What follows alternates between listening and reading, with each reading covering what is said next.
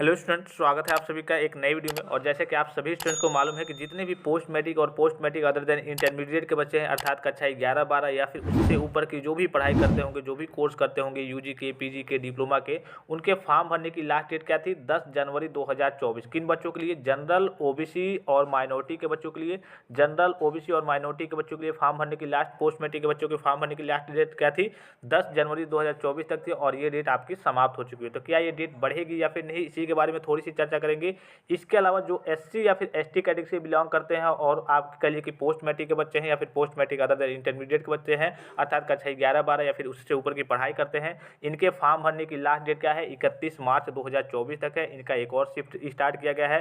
जैसे कि यहाँ पे आपको दिख रहा होगा, पहला जो राउंड था इनका, जो लास्ट डेट था 31 दिसंबर 2023 तक था। ये फर्स्ट राउंड था, इनका पहला चरण था। अब दूसरा चरण इनका स्टार्ट किया गया है। जैसा कि यहाँ पे आपको दिख रहा होगा, इसकी लास्ट डेट क्या है? 1 जनवरी 2024 से लेकर के 31 मार्च 2024 तक ये बच्चे एससी एसटी के होंगे तो आवेदन कर सकते हैं पोस्ट मैट्रिक और post matric other than intermediate की स्कॉलरशिप के लिए। ठीक है, लेकिन यहाँ पे बात हो रही है कि जनरल, ओबीसी और माइनॉरिटी के जो बच्चे हैं उनकी लास्ट डेट समाप्त हो चुकी है। तो ये लास्ट डेट बढ़ेगी या फिर नहीं? तो जैसा कि आपने कल न्यूज़ में भी देखा होगा कि डीडब्ल्यू के पास जानकारी पहुंच गई है और हर एक जिले की बात करें तो लगभग 40% 50% बच्चे तक फॉर्म फिलअप कर पाए हैं। आधे बच्चे फॉर्म फिलअप कर पाए हैं। हर जिले में यही हाल है। ठीक है, तो सारे बच्चे कह लीजिए कि डीडब्ल्यू लेवल पे जा करके वहाँ पे कह रहे हैं, तलब कर रहे हैं। और काफ़ी सारे बच्चों के सामने तो ये समस्या आ रही है कि जिनका ऑनलाइन हो भी गया है तो फाइनल प्रिंट नहीं निकाला है। ठीक है, तो किसी किसी का तो लॉक होने में समस्या आ रही थी, किसी किसी में एनपीसीआई की समस्या आ रही है, कई प्रकार की समस्या आ रही है।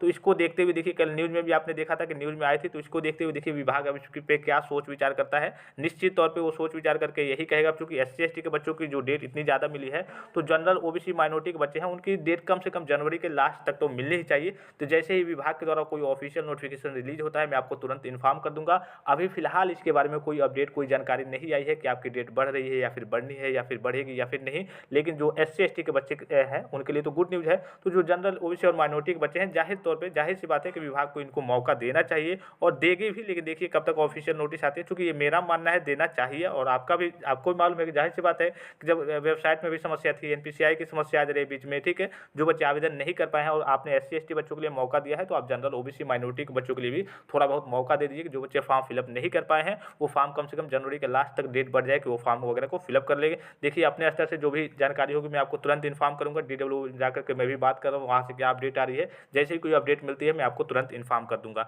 तो फिलहाल इस वीडियो में इतना ही। और भी कोई कन्फ्यूजन हो, कोई क्वेरी हो, कोई डाउट हो तो आप कमेंट करके पूछ सकते हैं। धन्यवाद, थैंक्स फॉर वॉचिंग। मिलते हैं नेक्स्ट वीडियो में।